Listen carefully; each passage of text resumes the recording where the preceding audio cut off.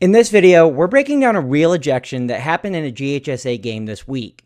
We'll not only talk about the ejection, but the situation handling that goes into it and what the report sent into your signer should look like. So we'll start by first watching the clip, then reading the ejection report, and finally breaking it all down with our guests. For this discussion, I'm bringing on two individuals that I personally hold in very high regard. I'll be joined by Michael Bates, who is the head of GHSA Baseball's umpire development and scheduling secretary for Marietta Umpires, as well as Todd Marler, who is the president of United Travel Umpires. And before playing the video, I do want to tell you this is a game happening here that is between probably the number 1 and number 2 teams in the state. Some argument to that, and we still got a season to figure out, but it's a high-level game. This is potentially a playoff game, potentially a championship game. So it's a big game for the crew. That's why we're working a crew of 3 on it, and I hope that gives you just a little bit more context to the importance of the situation and the game that it's taking part in. When it's all said and done, let me know in the comments what you think of it all, and if you'd like to see more of this style of content moving forward. Here we go.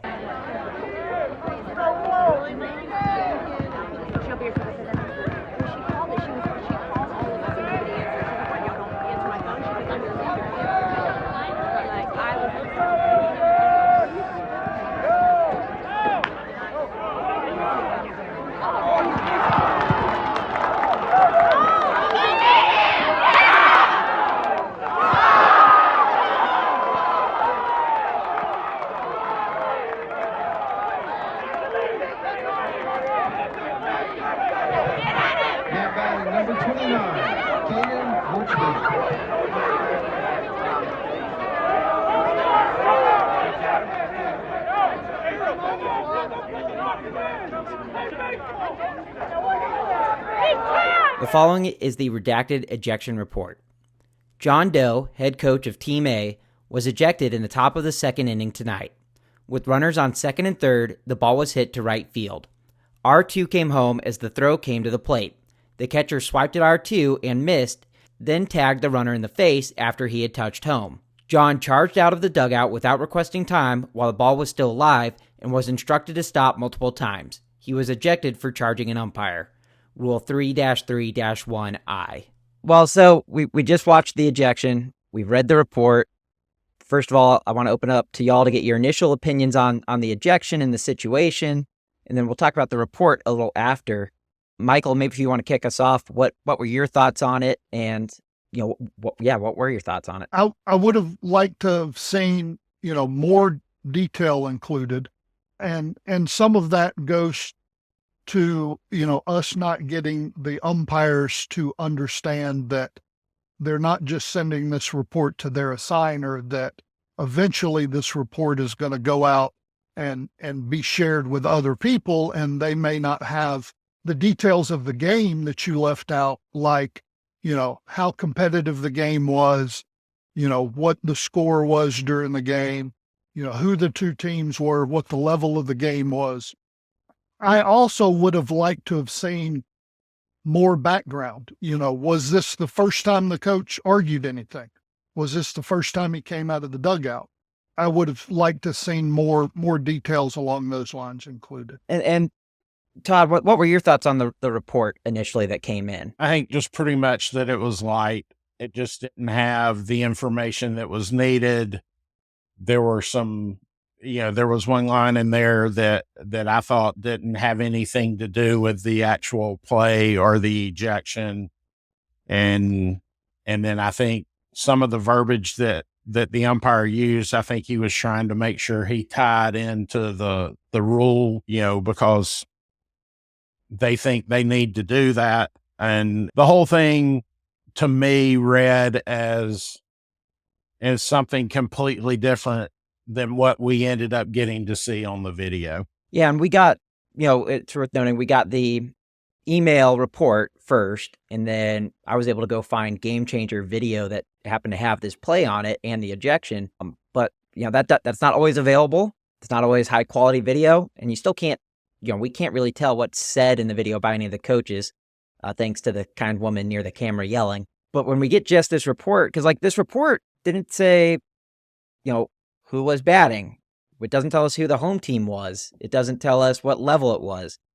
And umpires need to understand that, because the report's going to get shared with people that don't have the same contacts as the scheduling secretary that this originally went to. He doesn't even say what the coach was arguing about. If you read the report, you could think he was just arguing that it was a malicious tag, which we found out was definitely not what he was arguing. Michael, maybe you want to talk on your end about what happens with a report when it goes to you, and who are the people that it gets shared with that are the reason they need to add more context in it?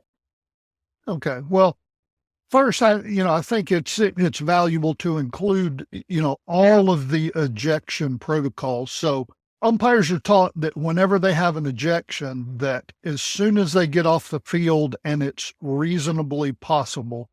Now, depending on the situation, this may be as soon as they get back to their car, or it may be as soon as they leave the facility, if they don't feel comfortable making that phone call, from the school parking lot because they're worried, fans or somebody else could come out and either overhear or interfere with that call.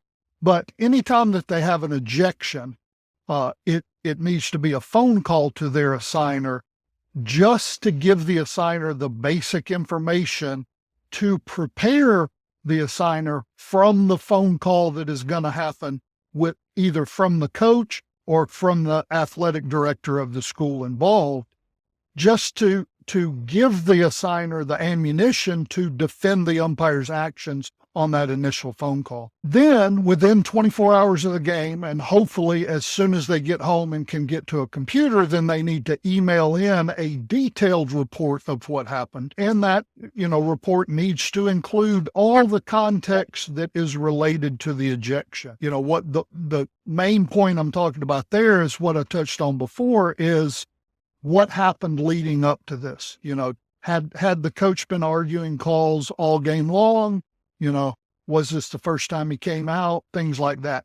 And then once I read the ejection, some game reports are pretty cut and dry, and that's it. I take that email report, and then that report gets submitted to the state. And then from the state level, that report immediately goes to the associate director in charge of imposing the fines on the schools related to the ejection and enforcing the suspension of the coach. And then an email including the report and what the penalties are, gets sent directly to the coach, to the school through the AD. That's an important report, because for GHSA, we don't go back and reverse ejections. And the first one carries a $250 fine and a 2-game suspension. So it's important to have good details in there. You can think of it as almost a legal document that's going to back whatever happened. Todd, what were your kind of takeaways as well to what Michael said on what happens with the report? And Todd, you have experience at the college level and high school level. So maybe talk a little bit about, or high school level and travel level. So maybe talk about kind of the difference of what happens with the report across those three. To Michael's point, it's just very important to make sure that we've got the information correct and understanding where your report's going to end up. Michael outlined the high school situation. A lot of times in a travel ball setting, we end up, Lake Point, end up talking with prep baseball about the report, and potentially there being some, reoccurring situation with a certain program, certain coach. In the college level, this could land on an athletic director's desk, conference commissioner's desk. Depending on the severity of it, it could end up in a president's lap of the university. It's just very, very important to understand that, and I think you said it really well, that this is a legal document that's going to paint the picture of what happened in the situation. Right.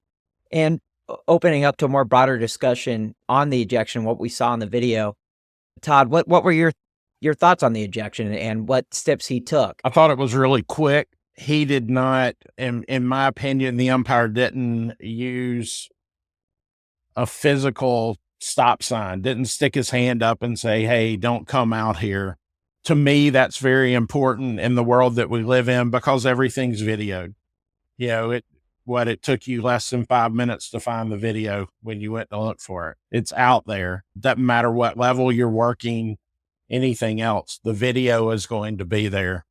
And we need to continue to help the umpires understand how to umpire on video. And it's those physical cues, because if he had stuck his hand up as the coach is, coming into the frame of the video and left his hand up until he got there, I don't need to know what was said, nothing else. I'm good with the ejection, Yeah. A lot of times you can be yelling at the coach while he's yelling at you. He doesn't hear you say, don't come out here. If you're standing there physically with your hand up, there's not a whole lot of discussion at that point in my mind. Yeah, I agree. With all the yelling that's going on in a game, and especially the more intense a game is, the more important it is, deeper in playoffs, that stop sign with the hand is a signal to everyone what you want the coach to do or not do, and a warning that everyone can see. Michael, what were your thoughts on it? I agree with everything Todd said. I would even expand it a little bit to say, yes, we do need to get umpires to understand that, video in this day and age, video is out there. Almost everything we do on the field is going to be recorded in some way or fashion, even if it's not a video that we can find easily, like through Game Changer or through the NFHS network. I guarantee you that there's always a parent somewhere recording that. And if something goes wrong, that video is going to end up in the coach's hand or the AD's hand, and then it's going to get sent to us or directly to the office in Thomaston. But even taking the video out of it, umpires need to realize that, those doing those physical actions are not just going to show up on video. That shows up to the fans standing behind you, and, I remember, small things when we were coming up where, we weren't as concerned about the video, but we were concerned about, the appearance to the fans standing behind us. And, example of that is, being taught that when the coach does come out, one of the first things that I do is I pull out my lineup card and I make sure I stand beside the coach instead of standing face to face with the coach. That way, all of the fans behind me, they have no idea what we're discussing, because, it could be as simple as a lineup change or a problem that I have with the lineup.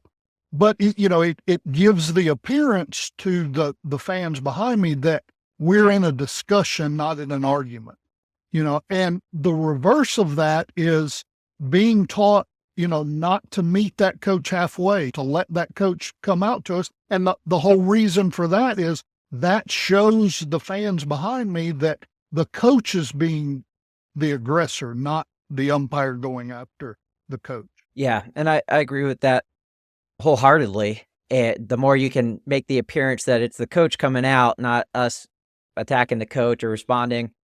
Now, in this video, he came, because we talked about earlier before we were recording, the wording that the umpire gave on it was the coach charged onto the field, which is what's written in the rule book as a reason to go through these level of punishment options or penalties. First of all, what do you guys think of the word charged used here and the choice to go with ejection? Because the options were verbal warning, which we might have had, written warning, which is dugout restriction, or ejection. So what were your kind of thoughts on all that?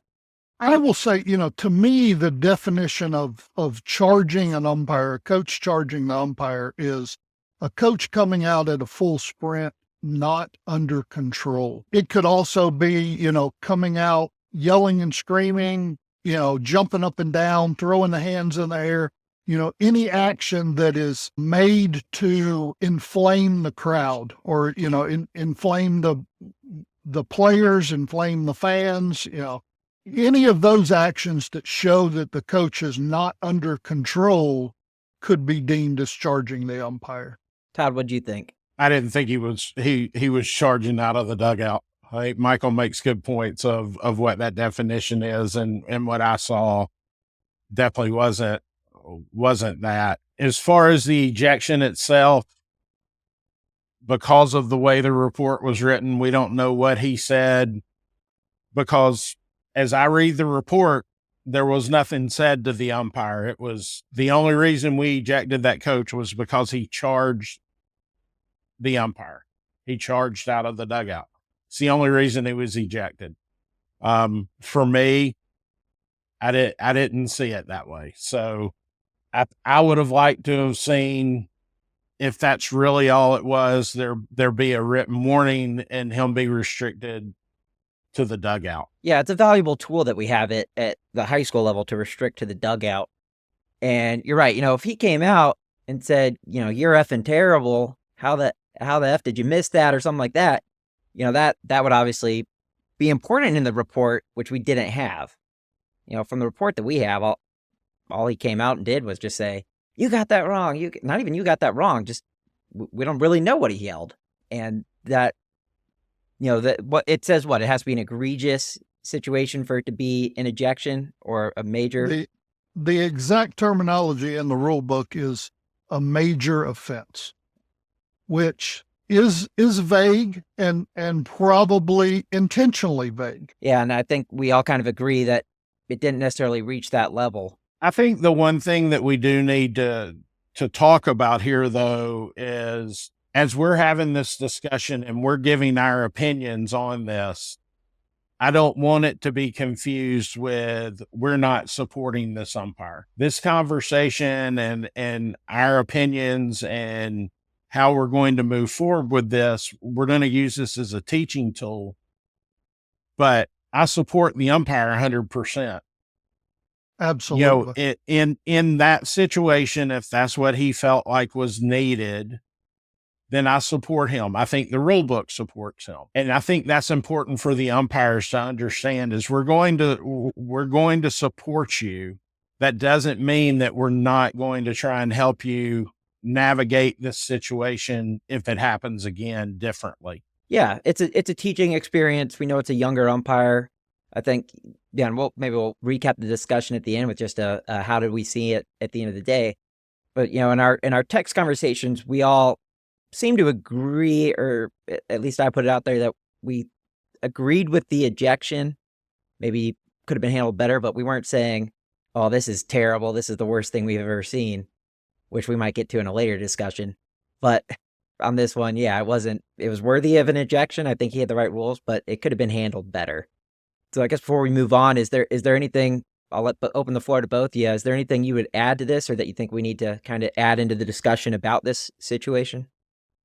Well, I think, just to add on to what you just said, Patrick, is one of the other procedures in an ejection of this type. We had said this was a big game, so it had a strong crew on it. This was a game that was being officiated by 3 umpires. So we had not only 3 umpires, we have a crew chief. And so one of the first things I did was call the crew chief to make sure that the crew chief agreed with everything that was put in the report. And basically, in that discussion with the crew chief, I asked first, what did you think about the ejection? And then I asked, was the ejection warranted? And the crew chief, just like we have said on here, his statement was, I thought the ejection was a little quick, but I also think the ejection was warranted. That's perfect. Todd, anything else you'd add on to it? No, I just really think, as we've said through this, is we as an umpire community just have to realize what the ramifications are and the consequences are if we get to the point that we need to use this tool. And like you said, we've got a great opportunity in high school baseball to restrict people to the dugout. I'm not a huge fan of that, but my leash is probably a lot longer than most guys are. Yeah, I agree. I don't like to use it in every situation, but this might have been that situation where you can just get them for, you left your position you came on the field without time being called. And I think it's valuable to consider and maybe figure out a good way to teach this, that, to what you were both saying, when restricting to the dugout comes into my mind in a game, one of the questions I ask myself is restricting this coach to the dugout going to solve this issue? And if it is, then by all means, I want to use restriction to the dugout. But if we're already past a point where if I restrict this coach to the dugout, this conversation's going to continue.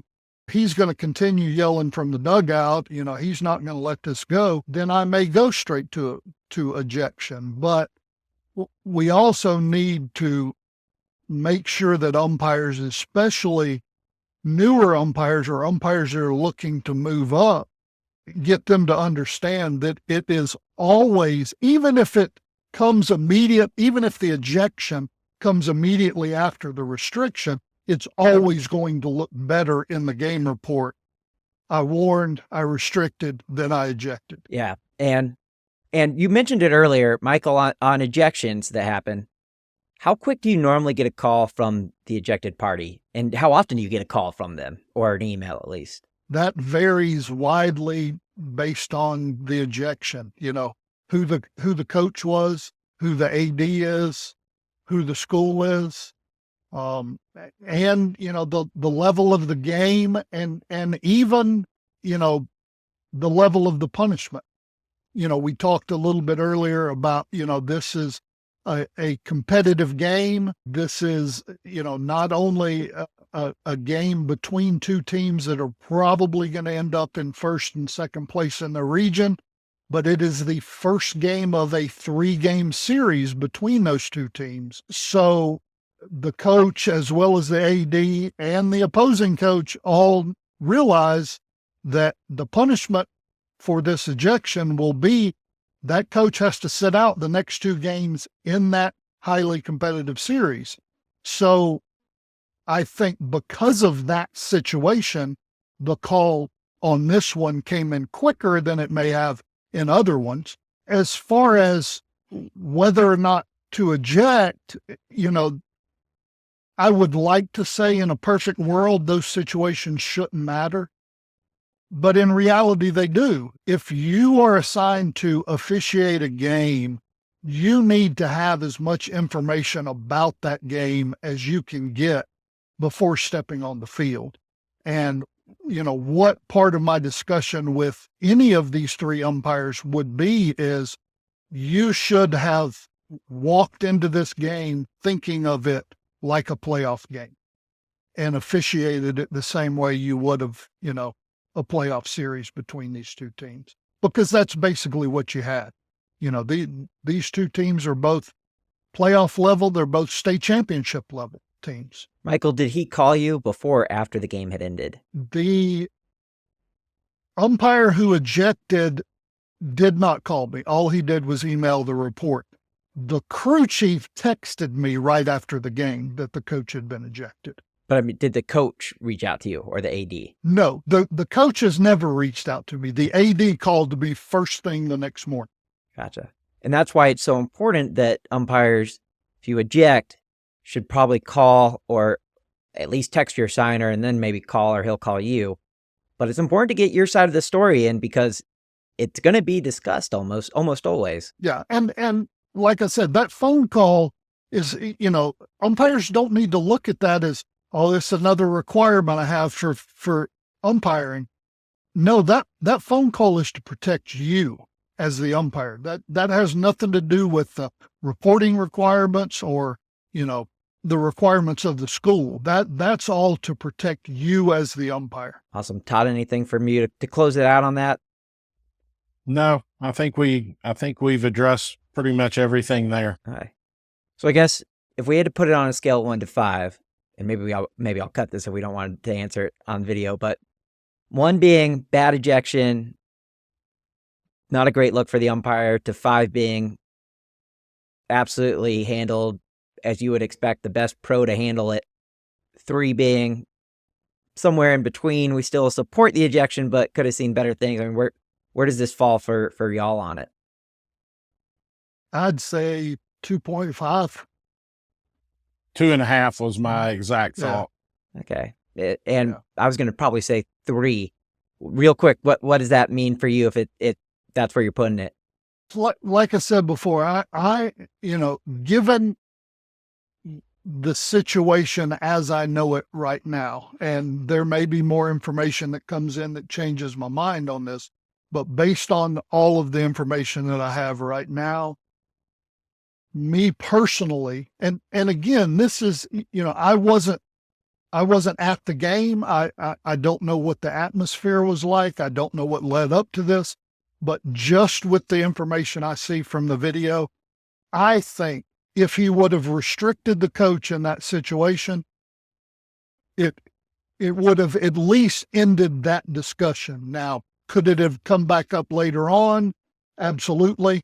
But, if it came back up later on, you have even more justification to eject. And Todd? Mine's real simple. We just didn't use the tools in our toolbox to handle this very well. Yeah, I think that, we all agree on that. Again, to recap it, we all support the ejection. We agree. We don't have any issue with it, but we definitely think there were more tools that could have been used, but that's okay. It's a learning experience for the umpire, and we'll go from there.